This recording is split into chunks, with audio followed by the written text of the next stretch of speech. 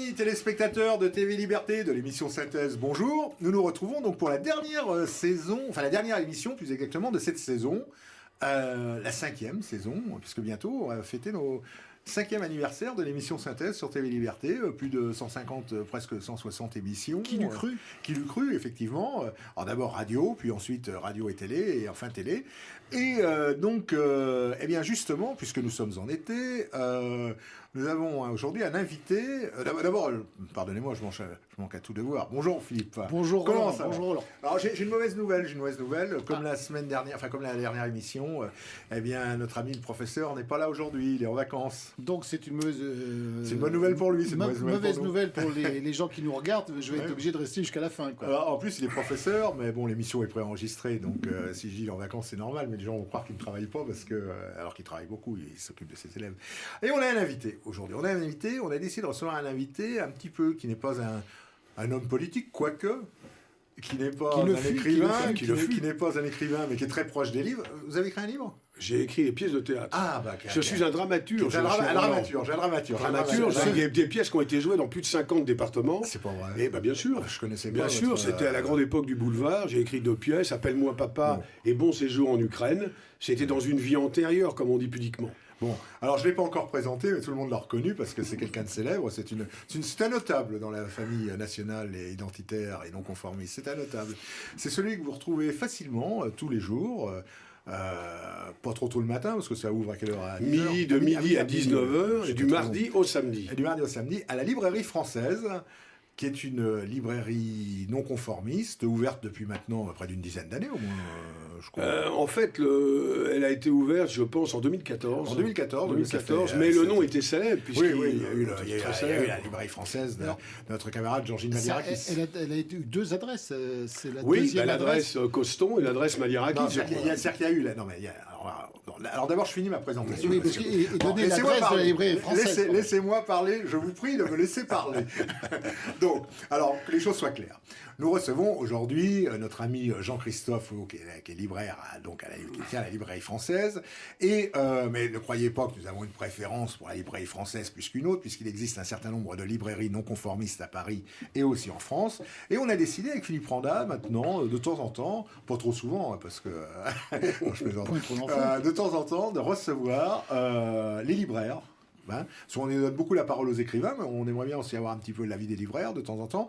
Les libraires, donc, de ces différentes librairies. Alors, je citerai la librairie Duquesne du Fusion à Duquesne, la librairie Vincent à côté de la rue du Bourdonnais, la nouvelle librairie, rue de Médicis, et puis, voilà, pour Paris, l'essentiel, enfin, les principales, je crois. Et la librairie française. J'ai peut-être oublié, non? Et la librairie 5 française. rue Auguste Bartholdi, dans le 15e. Dans le 15e, à côté du métro. Duplex. Voilà. Et la mode Piquet, parce qu'il y a des travaux actuellement, enfin je ne sais pas quand passera l'émission, mais c'est vrai que jusqu'à la fin de l'été, on ne peut plus prendre la ligne 6, donc il faut descendre à la mode Piquet-Grenelle. Alors la mode Piquet-Grenelle... Juste à côté de la Fédération française de football, pour ceux que ça intéresse. Ouais, bon. Ça vous intéresse, bon. Donc, et alors donc, cette librairie, donc, on a le plaisir de le retrouver, où il y a évidemment, comme...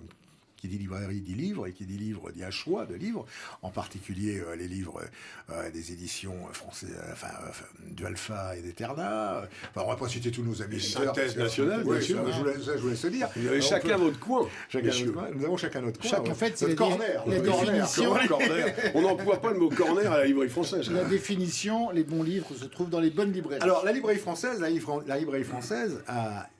Le nom librairie française a une histoire. On a commencé à en parler tout à l'heure. A une histoire, la librairie française a été créée dans les années 50, si je ne me trompe, par Henri Coston. Exactement. Qui était à l'époque, et son épouse, qui était à l'époque rue de la rue du Cherche-Midi, rue de l'Abbé Grégoire. Et ensuite... à la fin des années 70, elle a été reprise par Georgine Malirakis. Nous avons eu le plaisir de recevoir ici à cette émission.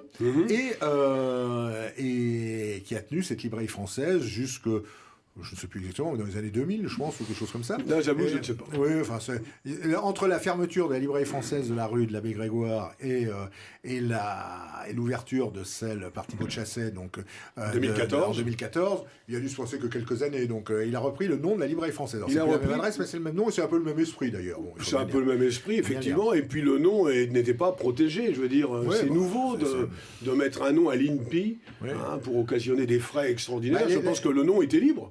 Thibaut de Chasset l'a repris parce qu'il était libre, je pense. Ça permet aussi de préserver l'identité d'une librairie et que moi, c'est clair. Il n'y ait pas voilà, bien sûr. Non, mais je pense que les gens. Librairies françaises, pour ne pas les nommer, qui vendent tout à fait autre chose que ce que vous vendez, vous. On a parfois des anciens qui appellent en disant « Je connais bien votre librairie, je suis venu il y a 25 ans ou 30 ans. » Ça arrive, pas souvent, Dieu merci, parce que ça veut dire qu'ils ne sont pas venus depuis 30 ans, donc ça, on ne pourrait pas vivre quand même avec des clients comme ça. Mais il est vrai que, le nom est connu. Le nom est connu, et voilà. C'est un nom qu'on retient, en tout cas. C'est un nom qu'on retient, c'est un nom très simple, et c'est un nom qui dit tout, parce qu'il y a un esprit français qui règne dans cette librairie, comme vous le savez. Ouais. Alors justement, vous êtes libraire, et je viens de l'apprendre, pourtant ça fait un certain nombre d'années qu'on se connaît, mon cher Jean-Christophe, et je viens d'apprendre que vous étiez dramaturge. Oui, alors là, attendez, dramaturge, je l'ai été, même si je touche encore de temps en temps quelques droits d'auteur, je tiens à le dire. Ah, vous avez un éditeur sérieux, alors. Ouais, non, mais je veux dire, mais c'est vrai que ça, c'était... Tous les mois, je travaille à la librairie française, ça va faire 4 ans, en juillet 2017. J'y suis entré un peu par hasard, parce que quand je venais à Paris régulièrement avant pour mes métiers respectifs, si j'ose dire, j'allais à la librairie Duquesne. La librairie française n'existait pas, ou je la connaissais pas. Et donc, c'est très bonne librairie aussi. Très bonne librairie que je salue. Tenue, bien sûr. Et très beau nom, surtout. Et très beau nom, oui, le nom duquel est un nom... Non, mais je veux dire, on a d'excellentes relations avec nos concurrents, mais néanmoins amis, ou amis, mais néanmoins concurrents. Et il est tout à fait normal qu'on ait des relations excellentes, puisque de toute façon, on achète à la librairie française des ouvrages qui sont édités par Chiré, comme on achète... Chiré étant la puissance tutélaire de la librairie Duquesne. Voilà, comme on achète également Fait Document, qui est édité par Vincent. On achète aussi les ouvrages de la nouvelle librairie. Mais je ne connaissais pas la librairie française. Et c'est tout à fait par hasard. Un jour, ma femme, je recherchais un travail depuis des années, mais je le recherchais mollement parce que, ayant fait de la politique du côté droit, j'avais peu de chance de trouver un boulot dans ma ville natale, à savoir Laval. Surtout du côté gauche. Oui, mais c'était pas tant du côté gauche, c'est que à partir du moment où vous avez clairement exprimé certaines idées, les employeurs... Vous avez été conseiller municipal de Laval. J'ai été conseiller municipal de Laval de 2014 à 2020, et j'ai été tête de liste d'une liste soutenue par le Front National. À l'époque, on n'était pas obligé d'avoir sa carte, et je sentais déjà Marine un peu réticente sur certains thèmes, donc ça passait en 2014. On va pas s'étendre là-dessus. Non, mais je veux dire, j'ai été élu, c'était une liste de 45 noms, j'ai été élu conseiller municipal de Laval, donc ma ville natale, et il faut quand même savoir que j'avais tenu le journal municipal de ma ville natale pendant 13 ans. Donc ce qui me donnait une certaine légitimité. Pour être, voilà, ma famille... une connaissance de la ville, en tout cas. Exactement, parce que c'est un village, vous voyez. Donc ma famille est arrivée en mars 1922, ça fera bientôt un siècle, et c'est vrai qu'à Laval... je connaissais beaucoup de monde et grâce au Front National et grâce à mon nom, j'ai pu franchir les 2 tours et être élu au conseil municipal de Laval avec un maire de la ville de l'époque qui était d'ailleurs le fils aîné du 2e mari de ma mère. Donc c'était un peu cloche-merlien. Il a fait une affaire de famille, cette histoire. Mais oui, mais la France était ça il y a encore très peu de temps. Les gens se connaissaient.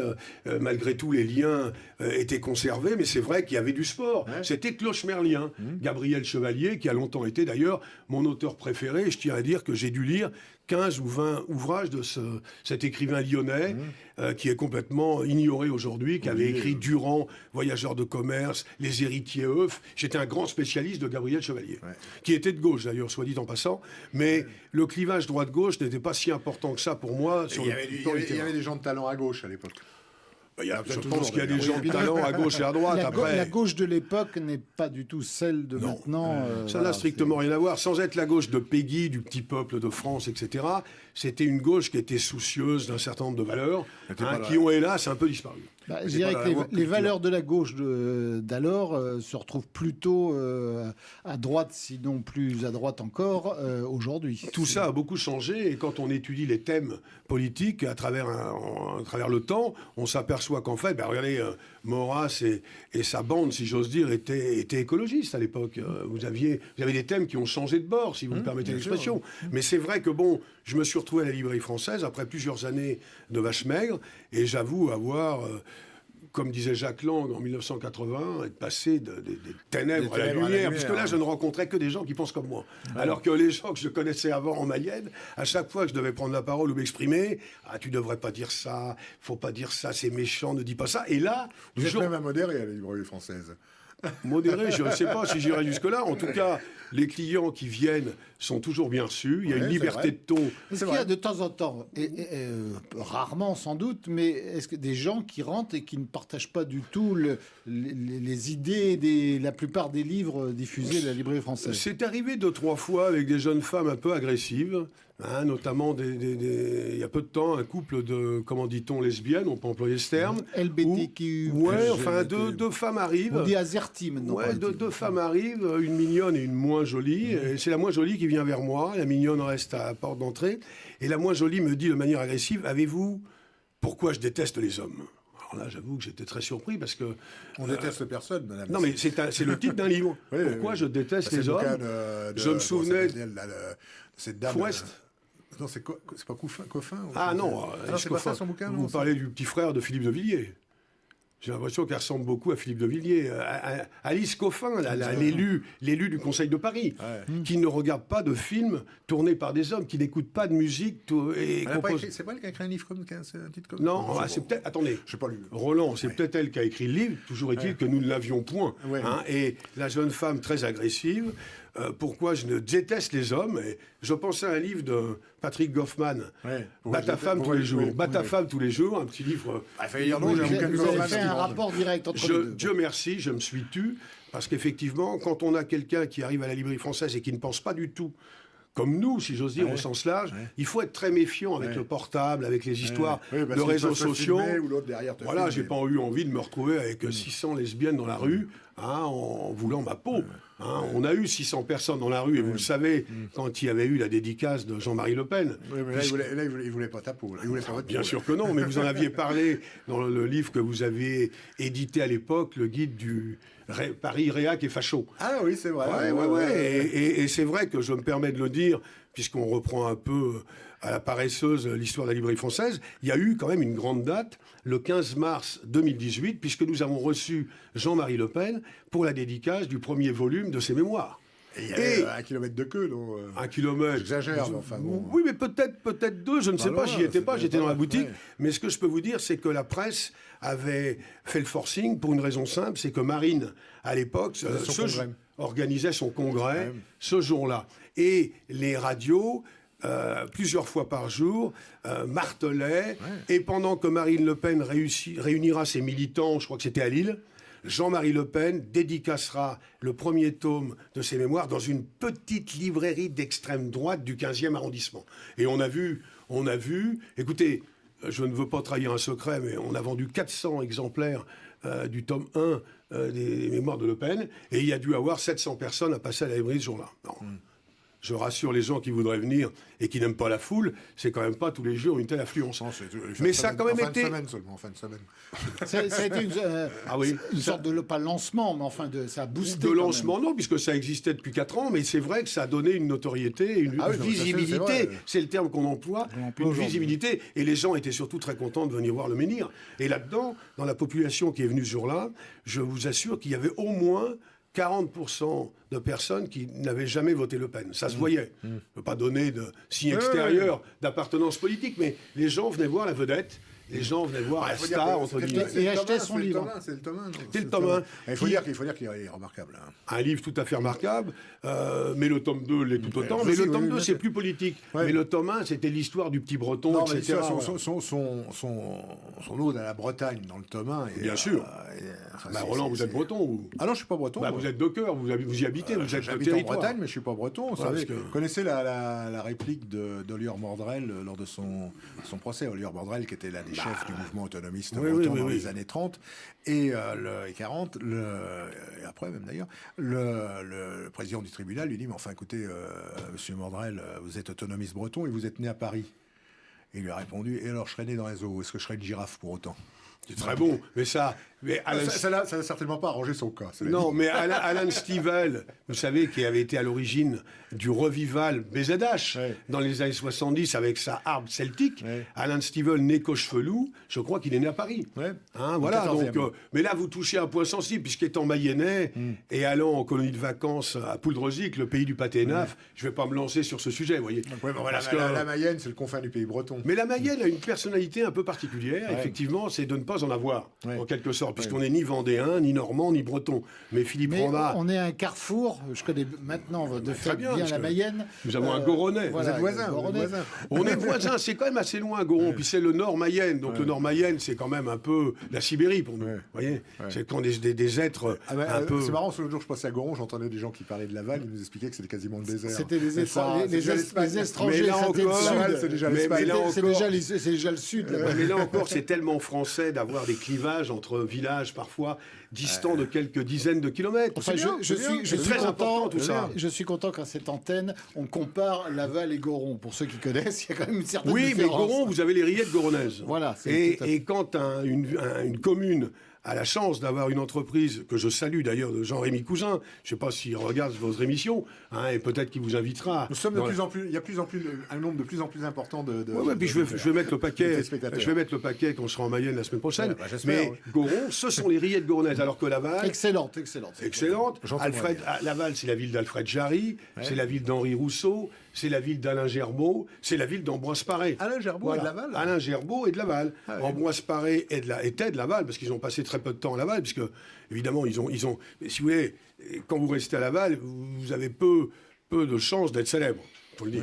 Bon, bah, Alain Gerbaud, il est connu. Alfred Oui, Jarry, oui, il est mais ils ont connu. quitté la Mayenne et d'une certaine manière, ils n'aimaient pas Jean-Michel- tellement leur pays. Jean-Christophe Roux est connu. Donc, Jean-Christophe comment Fourreau. non. Gruyot. Hein, Gruyot, oui, ouais. oui. Ouais, connu C'est parce que Canal Plus avait eu, je dirais, l'idée de venir me filmer. Hein, et bon, bref, il y a eu 3 millions de personnes qui ont vu ce petit film. Mais cela dit, pour parler sérieusement, le Mayennais, sa devise, c'est « le bien ne fait pas de bruit ».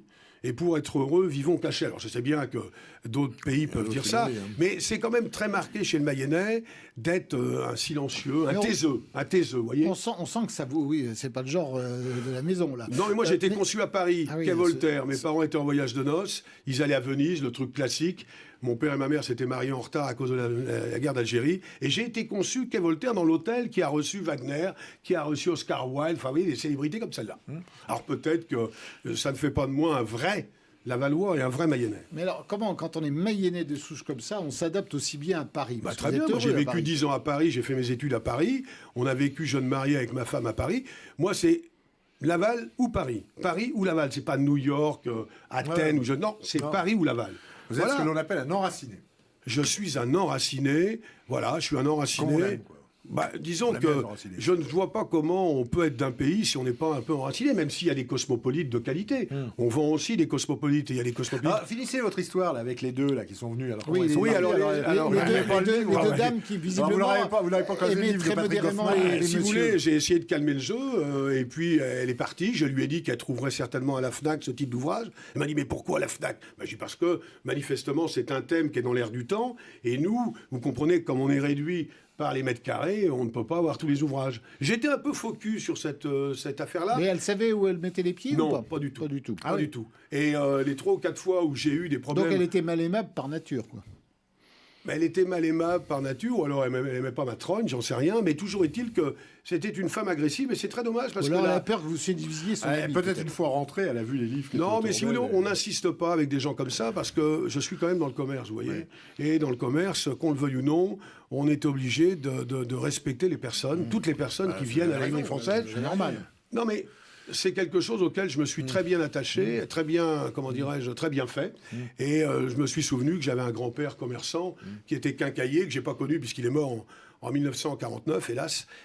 Mais ma mère aurait pu vendre, comme on dit, des réfrigérateurs à des Esquimaux. Et c'est vrai que dans la famille, on a une certaine propension à être agréable avec les gens Vous avez raison. qu'on rencontre, et alors encore plus avec les gens qui viennent acheter chez nous. Vous voyez. Bien sûr. Alors donc la librairie française, parce que c'est aussi le thème de cette émission. Qu'est-ce qu'on vend à la librairie française? Si on ne vend pas les bouquins d'Anne Coffin, on vend... Alice Coffin, non, on peut commander toutes sortes d'ouvrages, mais il y a un site internet aussi. Attendez, alors, la librairie française, il faut savoir qu'effectivement, il y a un site internet et que nous vendons peut-être maintenant 60% de nos ouvrages par l'internet.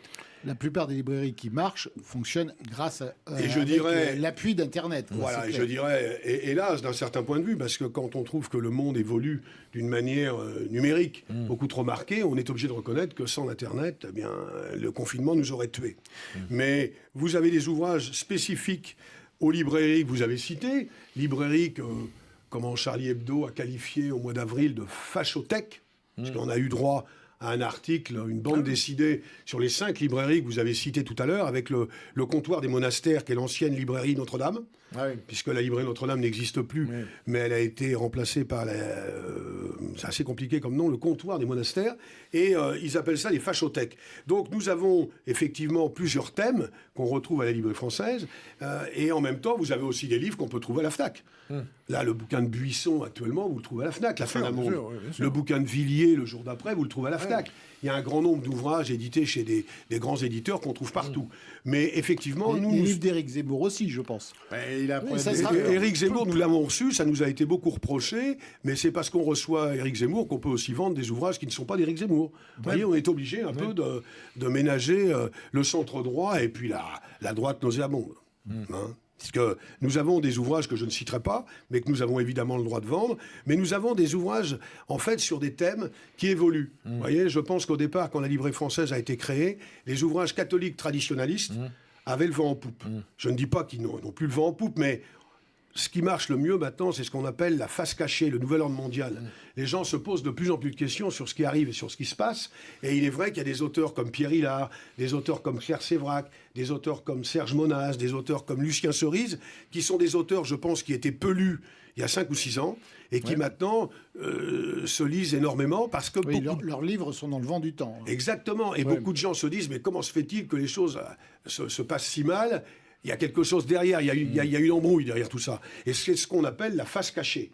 Et c'est vrai que ces ouvrages-là ont tendance à croître beaucoup. À côté de ça, nous avons les ouvrages des éditions de Alpha, d'Eterna, etc., sur la Seconde Guerre mondiale, notamment, mais pas seulement, des ouvrages plus historiques.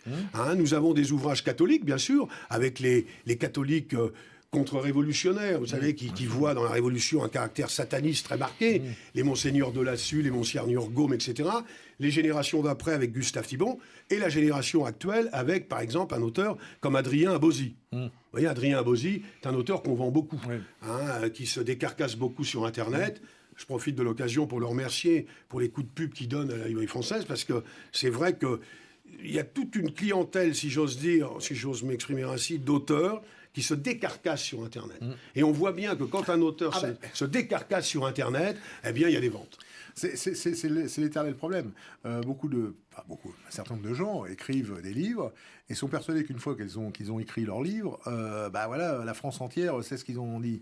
Non, c'est un livre, c'est bien ça, c'est bien gentil. J'ai l'habitude de dire... C'est bien gentil d'écrire un livre, mais encore faut-il qu'il soit diffusé et vendu. aux auteurs en particulier, que le plus difficile, c'est pas d'écrire le livre.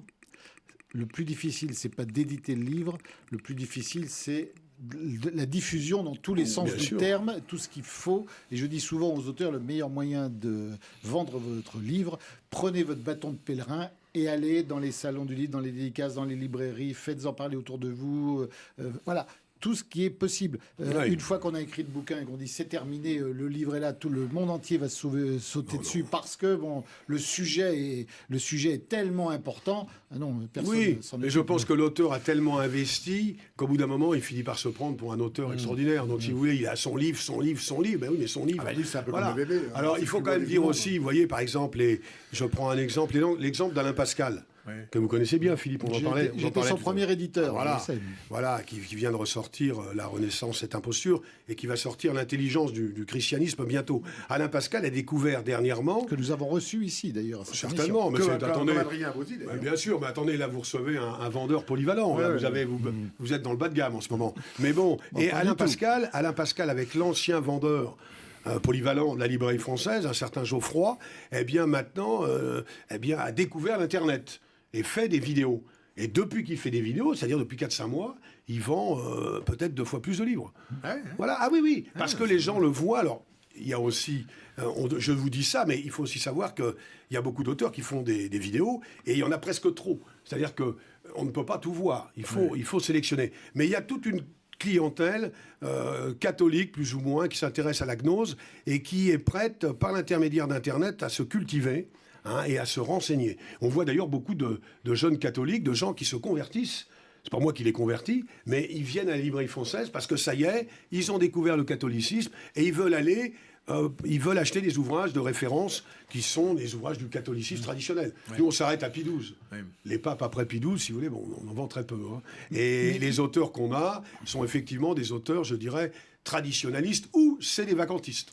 Mais Internet a relancé la lecture, contrairement à ces gens qui se plaignent d'Internet en disant les gens ne lisent plus à cause d'Internet. Ce n'est pas vrai. Sur Internet, alors maintenant il y a toutes les vidéos bien sûr, mais au début d'Internet, il y avait surtout que des textes écrits. Il y a toujours beaucoup de textes écrits. Elle a aussi fait exploser la pornographie, elle a fait exploser les sites de jeux. Elle n'a pas inventé la pornographie qui explosait déjà bien avant Internet. Non, je pense pas. Il y a une époque où c'était... Internet a fermé les cinémas porno. J'ai connu mon oncle qui avait mis une femme nue dans son calendrier de la quincaillerie. C'était quand même pas de la pornographie, comme on peut le voir, même si effectivement, en regardant... Le calendrier Pirelli.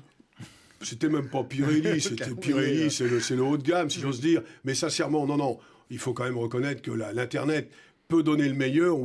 Voilà. Et d'ailleurs, j'ai vanté derrière. La littérature aussi, le cinéma aussi, le théâtre aussi. Pas pareil, là, ça exige un effort. Vous croyez que les pièces de théâtre subventionnées par le ministère de la Culture, c'est pas le pire de ce qu'on peut faire? Non, mais je veux dire, c'est pas le cerveau reptilien. Attendez. Grâce à Internet, on peut écouter, on peut regarder TV Liberté. Donc là, il y a le meilleur. Et il y a toujours alors le je me pire, tais, je n'ai plus rien à dire. Il y a toujours le pire. Le problème, l'outil, tout dépend ce qu'on en fait. Voilà. Si on en fait du mal, c'est du mal. Si on en fait du bien, c'est du bien. Oui, il y a beaucoup de gens qui nous disent, ah mais c'est mal, vous vous rendez compte? Ah oui, il y a le porno, il y a ci, il y a ça, il y a des scènes de violence. Ok, bon, très bien, mais il y a aussi le reste, il y a aussi tout le reste. Et puis tout dépend ce qu'on en fait. Voilà. Si on occupe l'outil en faisant des bonnes choses, eh bien, ça sera quelque chose de bien. Si maintenant ça doit rester uniquement quelque chose, ça restera ce que ça sera. Voilà, écoutez, je vous dis de toute façon, tout dépend de chacun d'entre nous. J'aurais tendance, moi étant toujours entraîné par les extrêmes, à considérer que c'est l'enfer net d'un livre d'un certain Lacroix, qu'on vend très bien, et qui montre que c'est la dernière étape avant la puce. Mais je n'entrerai pas dans ces considérations-là, je le fais avec certains clients. Mais ce que je veux dire, c'est que s'il n'y avait pas l'Internet, on ne pourrait pas vivre. Voilà, c'est ça. Donc à partir de ce moment-là, une fois qu'on a dit ça... grâce à Internet, on fait connaître des tas d'auteurs qui ne passeraient pas... Vous savez, alors on va parler un petit peu de l'émission Synthèse, qu'on anime avec Philippe depuis 5 ans, comme je disais tout à l'heure. C'est aussi les auteurs que nous recevons sont des auteurs qui, hélas, j'ai bien hélas, moi j'aimerais bien qu'ils soient reçus le vendredi soir sur une chaîne, ce serait très bien, j'en serais fort aise, mais il se trouve que ce n'est pas le cas. C'est des auteurs qui sont boycottés par... Et encore, même s'il y a un petit changement, d'ailleurs, depuis quelques années, on l'observe sur au moins une chaîne de télévision. Mais il n'empêche que si on les reçoit, c'est parce que grâce à ce genre d'émission, et je dis pas ça pour jeter... pour s'auto-satisfaire, c'est pas du tout ça. Mais c'est ce qui permet de faire connaître des tas d'auteurs. De toute façon, on ne peut plus rien faire sans. Aussi dans les radios, et le site internet de la librairie française, assez bien fait. On essaie d'être le plus efficace possible, mais évidemment, on doit tenir compte. Comme vous l'avez dit tout à l'heure, pendant la grande dinguerie et les confinements successifs, les librairies qui s'en sont bien sorties sont des librairies qui avaient un site internet et qui vendaient par internet. Bien sortis, qui ont survécu, sont sortis. Ah oui, mais attendez, ceux qui n'avaient pas d'internet étaient morts. C'est miraculeux d'exercer un métier qui vous plaît. Depuis 4 ans dans le contexte actuel. C'est une chaîne, la librairie, c'est un maillon de la chaîne avec l'édition, avec l'éditeur, l'auteur. Oui, mais la librairie, je pense que je remercierais beaucoup de concurrents qui sont à 95% gauchistes. Vous voyez ce que je veux dire? Et qui vendent des bouquins qui n'ont pas beaucoup d'intérêt. Il faut dire que notre force aussi, c'est de vendre des ouvrages qui répondent aux questions que les gens se posent. Tout à fait. C'est ça qui compte. Des bouquins qu'on ne trouve pas ailleurs. Donc on ne les trouve pas ailleurs parce que les libraires vont pas les prendre. Ils ne veulent pas les prendre. On vend du Bernard Lugan, par exemple, beaucoup. C'est un auteur qu'on vend. J'ai mis le nom des auteurs qu'on vend le plus, la Lugan. Gugan, Abosi, Pierre Hillard, Soral, Laberiou, Rissen, etc., Guillaume Faye, Jardin, celui qui a perdu sa fille au Bataclan, bon, sont des auteurs que vous ne trouvez pas partout. Non. Bon, si nos concurrents veulent les vendre, on peut pas le... Voilà, ils n'ont qu'à les vendre. Tant mieux, Mais si vous êtes sans arrêt avec la crise des migrants, le type qui veut changer de sexe, etc., les gens n'en peuvent plus de ces sujets-là, vous comprenez. Et les gens qui viennent à la librairie française, il faut le dire franchement, viennent autant pour le contact humain que pour les livres. C'est ça la force du truc. C'est que les types viennent pour passer un bon moment et jamais on ne met quelqu'un dehors. Ce qui ne veut pas dire, messieurs, que vous allez passer 5 heures d'affilée à chaque fois. Mais il est vrai qu'on a... Si au bout de 5 minutes, ils n'ont pas acheté, vous les direz. Attendez, au bout de 5 minutes. Si le type est venu 50 fois et qu'il n'a jamais acheté un synthèse nationale ou un bouquin de Randa... C'est parce qu'il est abonné. Mais je ne connais pas de gens comme ça. Toutes les personnes... Non, parce que les gens qui viennent chez nous, malgré tout, sentent bien que s'ils n'achètent pas...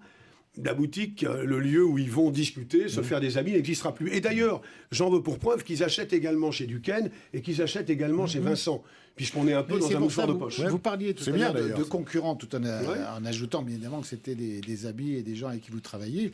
Mais en fait, plus il y a de librairies sur un secteur, des librairies non conformistes comme vous, plus vous aurez de clients, plus automatiquement ça fait un effet de propulsion qui est important. C'est pour ça qu'il n'y a pas de rivalité ou de mauvaise concurrence. Non. Au contraire. Non, parce qu'en plus, les gens qui viennent dédicacer, nous on fait pas mal, on organise beaucoup de dédicaces, les gens qui dédicacent, des dédicaces chez Duquesne ou chez Vincent. Voilà, donc si vous voulez, et en plus je vous dis, pour le type qui ne sait pas quoi faire de sa journée, enfin, je veux dire, qu'il veut aller discuter avec Pierre-Paul Jacques, eh bien, il fait les 3.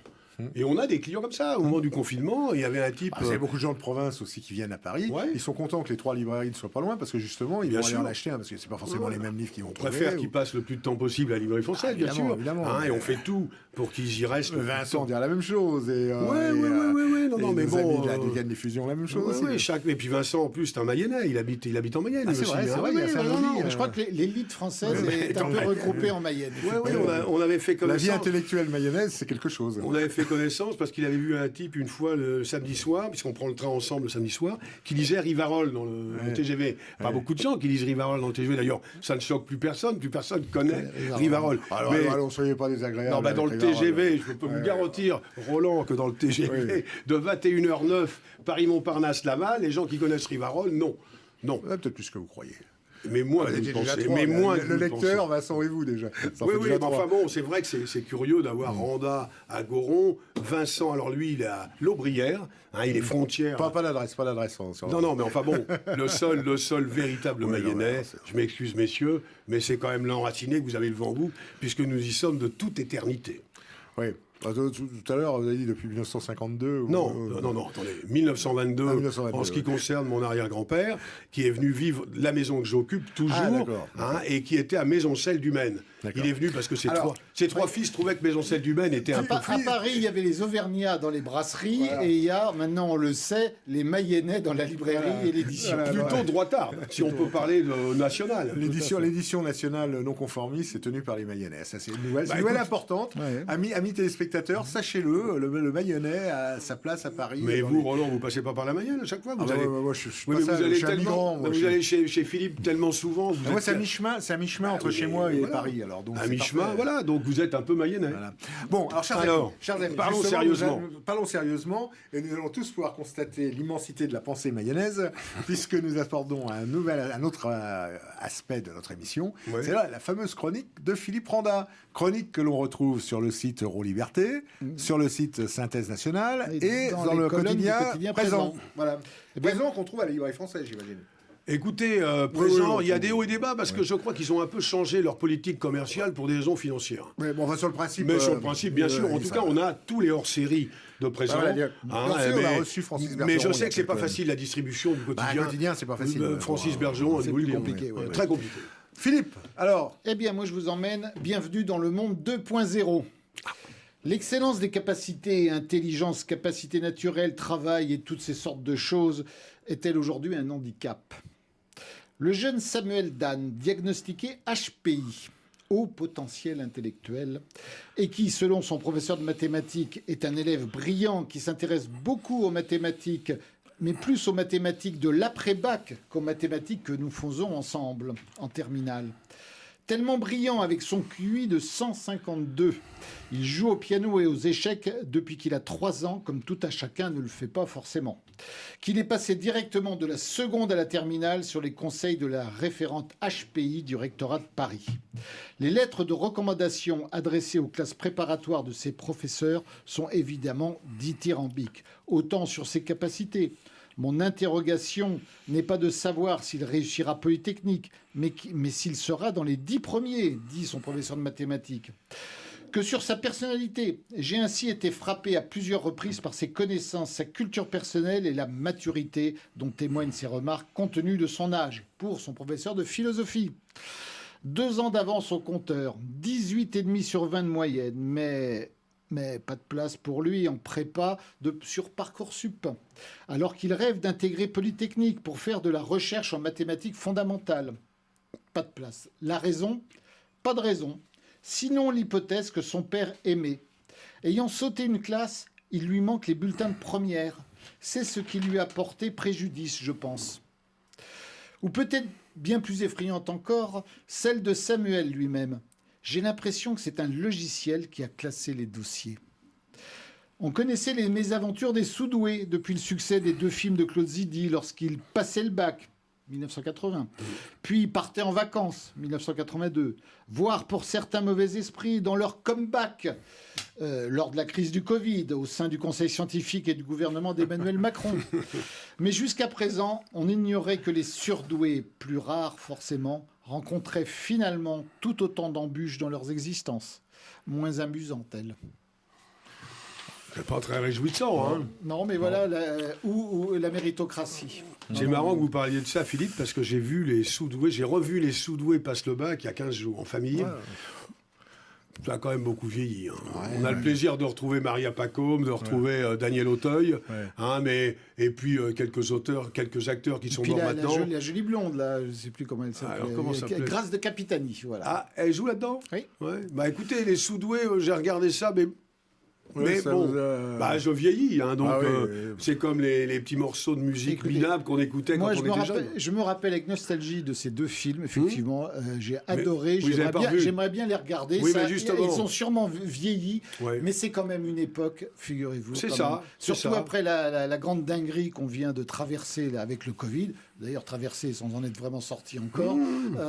Franchement, c'était une époque où il faisait bon vivre. On pouvait fumer. On pouvait voir des... On pouvait conduire à 140 à l'heure. On pouvait aussi ne pas se faire attaquer dans certains quartiers. Voilà. On ne pouvait pas se faire inquiéter. Voilà. Les gens étaient quand même globalement heureux à l'époque. Alors qu'aujourd'hui, c'est la sinistrose permanente. Alors peut-être que les films de Claude Zidi ont bien vieilli. Mais celui-là, je pense qu'il a vieilli. Malgré, et vous avez sûrement raison, mais malgré que ça vous a peut-être un peu déçu, moi, je vais les revoir. Ah oui, non mais revoyez-les. Revoyez les sous-doués passe le bac. Mais sincèrement, je suis assez bon public, mais sincèrement, il y avait quand même des... Et puis Grâce de Capitani, je ne l'ai pas vu. C'était un humour... Vous êtes sûr de ça? Dans le deuxième. Ah oui, mais pas dans les sous-doués passe le bac. Non. Justement, c'est peut-être parce qu'il n'y avait pas Grâce de Capitani que j'étais un peu déçu. Alors, je reviens là-dessus. Une idée m'est venue en vous écoutant. Je disais tout à l'heure que les thèmes évoluaient et changeaient en fonction de l'actualité. Nous avons maintenant, je dirais, un secteur médical très enrichi avec le Covid à la Librairie Française. Vous voyez, les livres concernant la Covid ou le Covid, je ne sais pas comment on prononce, la vaccination, les livres du docteur Raoult, Lorgeril, Perron, etc., etc. Nous avons maintenant carrément une table. Et vous confirmez que ça se vend bien, les bouquins de Perron, de Raoult? Je confirme que ça se vend bien, mais... comme ça se vend partout. Oui. On ne peut pas dire que nous soyons les seuls. Dans les intermarchés. On vend des ouvrages sur la vitamine C. Et d'ailleurs, je vais demander à Thibaut de Chasset qui m'offre une blouse blanche avec un caducée parce que les gens sont tellement inquiets avec ce qui se passe que certains posent des questions auxquelles je ne peux pas répondre avec pertinence. Mais c'est vrai que la rubrique santé... Les réponses sont dans les livres. Oui, alors il y avait quand même, avant que j'arrive, un certain nombre d'ouvrages qui étaient, très sceptiques à l'égard de la vaccination. Certaine Sylvie Simon, que je ne connais pas, qui est morte maintenant, qui est décédée, qui était une amie de Claire Sévrac, je crois, elles ont écrit des livres ensemble. Il y avait déjà tout un tas de bouquins. Et j'avoue que moi, qui ai été vacciné contre la grippe plusieurs fois, vis-à-vis de certains clients, je passe un peu pour une fiotte, vous voyez. Mais je n'en ai que plus de poids à mettre en cause l'expérimentation actuellement. On peut parfois, on a un peu tendance à mettre sur de simplifier un peu les choses d'une manière peut-être un petit peu fausse. Enfin, en tout cas, bon, la vaccination aussi. Je parle pas de la vaccination actuelle. Je parle expérimentale. Oui, non, mais je parle contre la polio. Oui, bien sûr. Bon, voilà, elle a quand même eu son utilité parce que d'abord, ça a été fait avec un certain recul, ça a été fait dans des conditions un petit peu différentes de celles qu'on nous propose aujourd'hui. Et bon, la personne ne nie personne, il y a peut-être des gens, mais enfin moi personnellement, je pense pas qu'il faut nier l'utilité du vaccin. Non, mais maintenant, le vaccin tel qu'il est proposé aujourd'hui, c'est un autre problème. Ce qui est dramatique, c'est qu'on ne peut plus aborder ce genre de questions. On est dans l'irrationnel total. Dans l'irrationnel, et plus ça rend fou les gens. Le mot, je le cite souvent, c'est rare que je cite à Bernard-Henri Lévy, mais je le cite, son livre. Le titre est explicite et résume toute la situation. C'est le virus qui rend fou. Il a rendu fou tout le monde. Probablement les gouvernements, et forcément avec leur propagande quotidienne pour terroriser les populations, ça a rendu fou les populations également. Quand il s'agit de Bernard-Henri Lévy, je sors mon joker. Quand on voit qu'un mois après... si Bernard-Henri Lévy dit qu'il fait jour à midi, on va pas dire qu'il fait jour. Je suis pas sûr qu'il fasse jour. Quand on voit qu'un mois après la fin de l'obligation de porter le masque à l'extérieur, alors qu'on sait aujourd'hui que ça ne sert strictement à rien, le masque à l'extérieur, et qu'une personne sur deux dans la rue a encore le masque et regarde méchamment la personne qu'il croise qui n'a pas le masque en disant il va me tuer celui-là, et l'autre qui n'a pas de masque qui le regarde en disant quel abruti. Vous voyez, c'est quand même terrible. On a introduit un facteur de division. Parce que ce sont des gens qui ne vont pas à la librairie française. Les gens qui vont à la librairie française. Le port du masque obligatoire à la librairie française. Ah bah attendez, Roland, c'est obligatoire pour tous les commerces. Je vous réponde d'autres. Bien sûr qu'il est obligatoire. C'est marqué d'ailleurs sur l'entrée. Ah bah c'est écrit. Non, mais le masque est obligatoire. Selon les directives, je ne sais plus combien du ministère de la Santé. Mais il est vrai que beaucoup de gens... Vous avez eu des inspections On a eu des inspections pour savoir si les antifas étaient passés. À chaque fois qu'il y a des flics qui sont passés à la librairie française, en tout cas depuis que j'y suis, c'était la question qu'ils me posaient. Ouais. Non, mais je veux dire sur le port du masque, sur les clients. Alors, moi, j'ai eu beaucoup de commerçants qui m'ont dit sur le port du masque, vous savez, on n'y croit pas, tout ça, ok, mais on est obligé de vous demander de le garder, tout ça, tout simplement parce que nous sommes dénoncés. Nous sommes dénoncés par des gens qui passent, nous sommes dénoncés par des concurrents. C'est le sport de la délation. Des gens sont fiers de dénoncer qui ne portent pas le masque. La boîte à lettres de la Gestapo était pleine tous les matins. Pour les pétochards qui ont peur, eux, mettent le masque, ils sont protégés. Donc, ils n'ont pas à avoir peur des autres. C'est au contraire, c'est les autres qui devraient avoir peur de leur inconscience terrible. Mais voilà, c'est comme ça rend fou tout le monde. Voilà, la délation est lâchée. Mais ce sont des gens qui regardent la télé avec régularité. BFM Télé, voilà, c'est toute la journée. Il faut voir comment ils opèrent. C'est très efficace. J'écoute 5 minutes d'information sur radio classique tous les jours. Que ce soit à 6h30 ou à 7h, à 7h30, ça dépend de l'heure à laquelle je me réveille, c'est invraisemblable. C'est invraisemblable. Propagande incroyable. En permanence. C'est grâce aussi à cette propagande médiatique mainstream du gouvernement que des librairies comme la vôtre, que des éditeurs comme Roland et moi pouvons effectivement survivre dans ce monde de brut, parce que les gens finalement se rend fou une bonne partie des gens, mais il y a aussi des gens qui se disent c'est pas possible et cherchent à se renseigner, à lire autre chose et à entendre un autre discours. Et puis je vous dis, nous à la librairie française, on ne pense pas comme Macron et sa clique, si j'ose dire, de mondialiste, parce que Macron n'est qu'un pion. Pour nous, l'humain n'est pas superflu. L'humain n'est pas superflu. Et vous pensez bien qu'avec mes origines rurales, de Maisoncelles du Maine, d'Ardange, etc., ça suscite un intérêt pour les êtres humains, même quand ils sont spéciaux. Voyez, c'est l'aspect littéraire qui, moi, me plaît dans cette librairie, de voir des phénomènes authentiques, des gens qui n'ont pas leur place ailleurs. Ils n'ont pas leur place avec un masque au Monoprix. Ils ont leur place à la librairie française parce qu'ils s'expriment librement et ils disent véritablement ce qu'ils pensent. Alors que ça tomberait sous le coup de la loi s'ils s'exprimaient comme ça devant une caméra de télévision. On est obligé de vivre un peu en parallèle, vous voyez. C'est un espace de liberté. C'est un espace de liberté française, avec des gens qui parfois ne le sont pas, mais qui aiment la culture française, car on voit quand même des gens qui ne sont pas français de souche, qui ne sont pas vraiment français, mais qui aiment la France pour ce qu'elle peut présenter à la librairie française, et dans vos émissions, évidemment, de Télé-Liberté. Ça va de soi. En cet été, la librairie est ouverte. Elle est ouverte tout l'été, de midi à 19h, du mardi au samedi, sauf le 14 juillet, par obligation, et le 15 août, je dirais, là, en fait, c'est la fête nationale. C'est la fête, Oui, parce que nous sommes des catholiques quand même, ne Mais l'oubliez vous pas. pourriez rester ouvert le 14 juillet. Ça vous choquerait pas? Oh, écoutez, oui, mais je crois que, je Il y sais aura pas pas, beaucoup de monde, il y il aura faut pas des beaucoup de monde. autorisations particulières. Je ne sais pas, mais moi, ça Et me- c'est vous qui restez ou partez pas en vacances, Jean-Christophe? Je vais partir en vacances au mois d'août, mais je ne sais pas quand paraîtra votre émission, donc je ne vais pas parler de vacances. Si, à si, toi. mais on va apparaître en juillet, c'est en Elle juillet. paraîtra en juillet. Donc en juillet, oui, quand elle paraîtra. Vers quand- le 15 juillet, vers le 14 juillet. Oui, je rentrerai de vacances, je vais prendre une semaine et je serai absent les deux derniers jours, les 2 dernières semaines d'août. Mais sincèrement, quand on travaille à la Librairie française, je vais vous dire quelque chose qui va surprendre la CGT, je pense, on n'a pas besoin de vacances. Les vacances, c'est quand le travail que vous avez vous ennuie, Oui. quand il vous fatigue, quand vous en avez ras-le-bol des collègues. Moi, excellente relation avec le gérant, évidemment, que je salue et que je remercie Que de nous m'avoir saluons recruté. tous, que nous Que saluons nous saluons tous, et je le remercie encore plus de vous m'avoir chassez. invité, et également avec mademoiselle Elisabeth, qui est notre nouvelle Mademoiselle vendeuse. Elisabeth. Ah, Voilà. Une jeune fille charmante qui connaît bien les ouvrages, bien qu'elle soit là depuis très peu de temps. Et c'est vrai que s'il n'y avait pas ma famille, que je souhaite évidemment revoir avec régularité, que je vois tous les week-ends, je pourrais très bien me passer de vacances. Parce que c'est pas désagréable de rencontrer des gens avec qui vous conversez. Bien sûr. bien Voilà, sûr. c'est tout. Bon, il faut le dire. Quand on a la chance de faire un métier qui nous plaît, Voilà, qui donc un est métier passion, en fait. passion, qui On nous ne fait fait pas c'est pour l'argent, important. hein, on ne fait pas pour l'argent. Ah bah ça, généralement, on gagne pas beaucoup Certes, d'argent. vous avez des livres d'éditeurs non conformistes, vous cherchez quand même ce qui peut sortir un peu du lot. Mais si des gens viennent vous demander des livres, vous pouvez commander des livres On aussi. peut commander tous les livres vous avez à un condition, service qu'ils n'offensent pas la religion catholique. Voilà. Là, c'est la seule réserve que nous avons, mais on peut commander Bon, toutes bah, sortes. ça, il y a tous les autres libraires pour ça. Bon, Oui, c'est mais genre- si vous voulez, c'est vrai qu'on a des clients, je pense à l'un en particulier qui habite dans l'immeuble et qui a des problèmes de santé, qui nous commandent des ouvrages de théologie que bien des séminaristes d'aujourd'hui ne pourraient pas lire, d'ailleurs, entre nous soit dit. Eh bien, quand on connaît les personnes, on peut commander toutes sortes de livres, voilà. Mais un libraire doit commander toutes sortes de livres.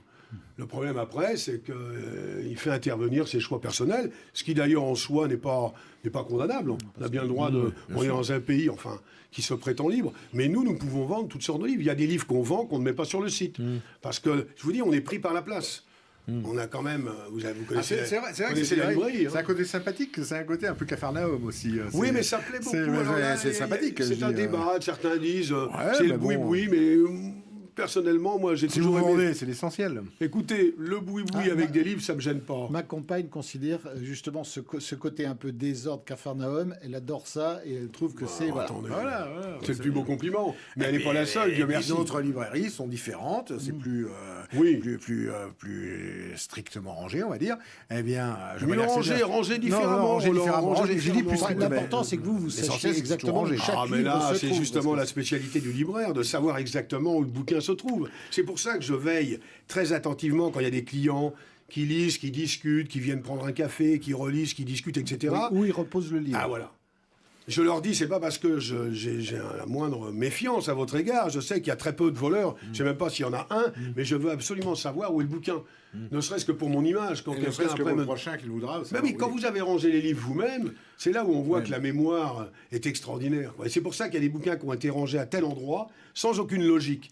Mais mon cerveau les a identifiés ici. Donc je me lève un peu comme un type qui aurait été vacciné, pucé, je me lève de moi-même comme un automate et je sais que le bouquin est à tel endroit. Par contre, on a quand même des procédés mnémotechniques, on classe un peu les auteurs par affinité, vous voyez. On met les fascistes d'un côté, les cathos traditionnalistes de l'autre, les types un peu qui passent à la télé. Vous voyez, on a des repères mnémotechniques. Mais dans l'ensemble, je craindrais d'avoir un jour une application qui permette de faire sonner tel bouquin, vous voyez. Tel bouquin de Randa, tac, tac, ding, ding, ding, ding. C'est encore capable de venir. Hein. Mais je pense que ça viendra. Mais je ne serai plus là. Et à la limite... Ce sera un autre monde. Oui, mais ce qui est intéressant, là encore, c'est l'humain. L'humain avec ses forces, ses faiblesses, ses qualités. L'humain qui n'est pas bon, qui s'exprime mal, mais on voit ce qu'il veut dire. Il bégaye un peu, mais il remet ça, puis finalement, il a craché sa phrase. C'est ça qui est intéressant. C'est l'aspect humain. Et l'aspect humain, ça n'est pas la perfection. Mais Et voilà. vous disiez à l'instant, pardon Philippe, vous disiez à l'instant, je ne serai plus là. Mais si nous nous battons, c'est pas uniquement pour nous, c'est aussi pour les générations futures. Oui, mais je veux dire, si vous voulez, j'en sais rien, là on est dans la science-fiction, mais on voit bien que les applications, les objets connectés, Le peu que j'ai lu sur le sujet, je vois bien que c'est le grand enjeu, que tous les objets soient connectés, pour qu'on sache exactement où ils sont. Donc quand le bouquin sera connecté, le type, au bout de 2 minutes, on ne lui aura pas trouvé son livre, il râlera. Donc il appuiera sur le bouton et l'objet connecté lui arrivera au visage. Et voilà, alors un petit plaisantin, j'espère qu'il pourra mettre un mécanisme pour que le bouquin lui tombe dessus de manière violente. Mais ce monde-là, personnellement, je ne peux même pas l'imaginer. Parce que je trouve que là, l'humain sera devenu superflu. Et si je devais laisser, pour conclure sur le sujet, la librairie française, c'est une librairie humaine. Et vous le savez. C'est, ce qui compte, c'est ça. Les gens qui viennent, quels qu'ils soient, venez comme vous êtes, dit une célèbre publicité, je crois. Eh bien, venez comme vous êtes, vous serez reçus tel que vous êtes. Et dans la mesure du possible, on essaiera de vous élever l'âme, si j'ose dire, pour les ouvrages catholiques. Alors, dites-moi, mon cher Jean-Christophe, l'heure avance et il va falloir tarder à arrêter là cette émission parce que c'est passionnant. Alors, dites-nous juste en ce moment, là, ces dernières semaines, enfin au mois de juillet, Juin, juillet, quelles sont les meilleures ventes de livres? Les meilleures ventes, je vous dis, c'est le dernier ouvrage de Bernard Lugan.